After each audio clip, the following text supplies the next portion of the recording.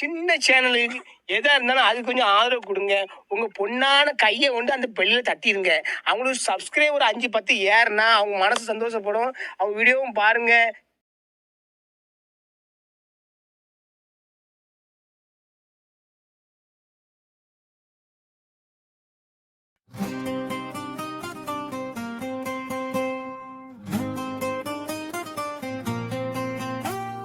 என்னதான் சொல்லுறது தெரியல, எங்க போய் முட்டிக்கிறது புரியல.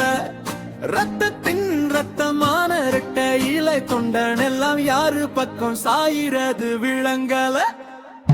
என்னதான் சொல்லுறது தெரியல, எங்க போய் முட்டிக்கிறது புரியல.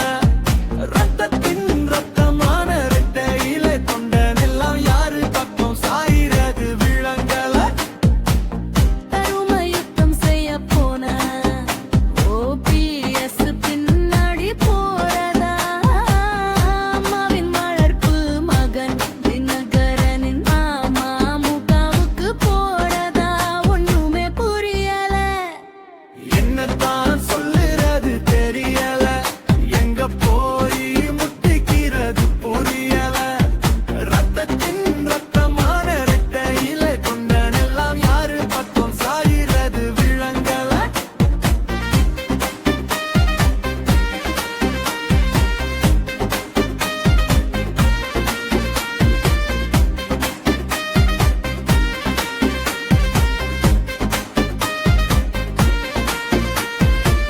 எல்லாரும் சொல்லுறது அம்மாவின் ஆட்சிதான், அம்மா உசுரோட இருந்தவர ஊழல் ஆட்சிதான்.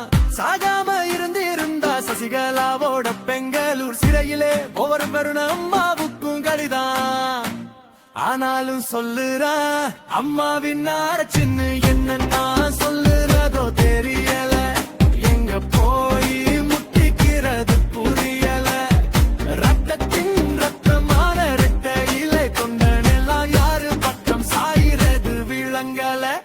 சின்னம்மா சின்ன பின்னமா நாங்க செங்கோட்டையன் காசு தேரும் இடம் பாட்டு கரை ஒதுங்கி போனாரு. எம்ஜிஆர் காலம் தொட்டு ரெட்டையிலக்கு ஓட்டு போட்டு ஓட்டு போட்டு ஒட்டாண்டியா கிடக்கும் கொண்டனோட நிலைமைதான் பரிதாபம். அமித்ஷா மோடி கிட்ட அதிமுகவை அடகு வச்ச எடப்பாடி கும்பலின் துரோகம். என்னதான் சொல்லுறதோ தெரியல, எங்க போய் முட்டிக்கிறது புரியல. ரத்தத்தின் ரத்தமான ரெட்டையில கொண்டன் எல்லாம் யாரு பக்கம் சாயிறது விளங்கல.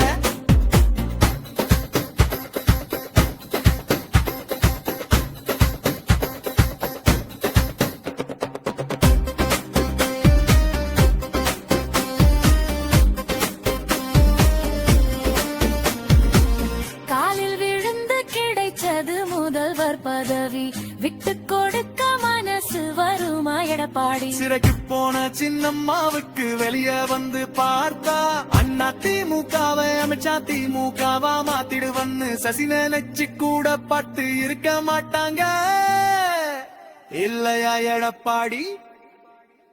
என்னதான் சொல்லுறது தெரியல, எங்க போய் முட்டிக்கிறது புரியல. ரத்தத்தின் ரத்தமான ரெட்டையில தொண்டன் எல்லாம் யாரு பக்கம் சாயிறது விளங்கல.